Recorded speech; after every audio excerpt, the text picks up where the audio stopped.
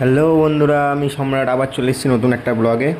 তো আজকে আমি এসেছি একটা ইউনিক প্যান্ডেল দেখাতে। আমি এসেছি দক্ষিণদারি ইউথ ক্লাবে।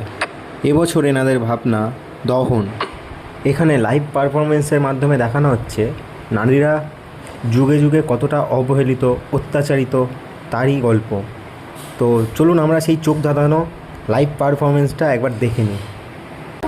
যে মেয়েটা দিনের আলোয় মুখ রেখেছে, যে মেয়েটার দুঃখে খালি রাতের আধার, আর যে মেয়েটা অসুস্থ, মুখে আগুন, বুকে আগুন, চোখে আগুন, দাঁড়িয়ে আছে আগামী যুদ্ধের জন্য, আগামী অসুরের জন্য, আগামী আগুনের জন্য। তাকিয়ে দেখো, সেই তো আমি। গা শিউরে ওঠার মতন পারফরমেন্স।